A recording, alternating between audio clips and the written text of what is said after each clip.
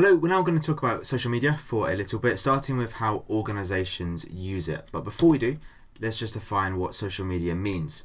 So, social media consists of both websites and applications, which allow people to communicate and share information. So it's very broad. You probably can think of it in terms of the actual apps involved, of the actual websites involved. I'm sure you recognise probably most, if not all, of those logos on the screen. So different websites, apps which we can use to essentially interact with other people. I'm thinking now about how organisations can use social media, because a lot of us will have social media, but you'll see now more and more different brands, different companies, different charities, different governments having a public Facebook profile, a public YouTube profile, etc., etc. And often it's used as a communication channel.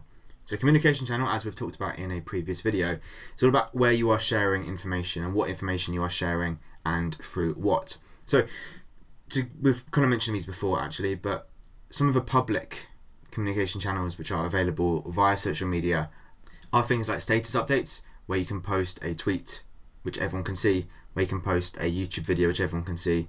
You might use it to give an update on your services. You might use it to give a update on a new product being launched, that sort of thing. But also you can have adverts, right? You can host adverts on, say, Instagram. You can also use your posts as adverts. You might put up a video on YouTube of your new product. You might buy up advertising space on Twitter, for example. It can be both free and paid.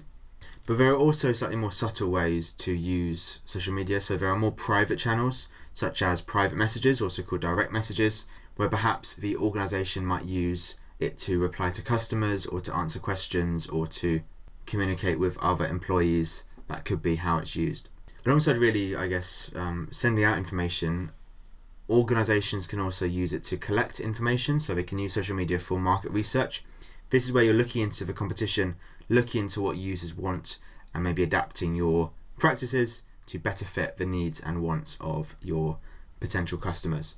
So here is a picture of McDonald's, who have got a Twitter poll, and they're asking about some product. You know, I'm sure a lot of these are fairly just for promotion, but some might be used for market research to figure out what customers want and that sort of thing. You might have seen these sort of polls on YouTube, as well as often there'll be people working and analysing trends and analysing, metrics and hashtags and stuff like that to try and get the best information available.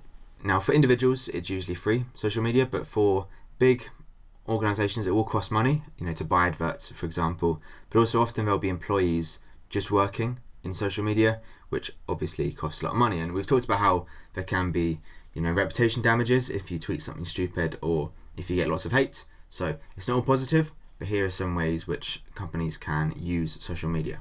Moving on now to look at how individuals can use social media. Well, if you've got a professional profile, and by that I mean related to work, it's not being silly, it's not being too personal, right? It's very work focused. Those profiles can be used to help you actually get to know other people, often called networking. If you are networking with other humans, that means you are sharing information, getting to know people. That's often how you get better jobs and stuff like that. So it could definitely lead to improved employment. You hear of people getting jobs through social media networks like LinkedIn. You might not have heard of LinkedIn because it's only really once you start working, but LinkedIn is very focused on work. Often people hire people through websites like LinkedIn. And so if you've got a solid profile and you're being really professional and you're interacting with other people, that can lead to better jobs. But if the profile is not particularly professional, if it has some inappropriate stuff on it, definitely that can harm reputations. I talk to my year 7s a lot about digital footprints, the idea that you leave stuff on the internet. Everything we do is potentially stored and could be looked at years down the line. I'm sure heard of people who have been affected by an old tweet or an old YouTube video, something which is inappropriate and actually has harmed their reputation. So it's important individuals, of course, don't put stuff which is inappropriate in the first place, but be really, really wary about what they are posting more generally. And the final other thing I'll say, these are by no means not the only positives and negatives. I'd hope you can think of some more. The last thing I'd say is just about being addicted.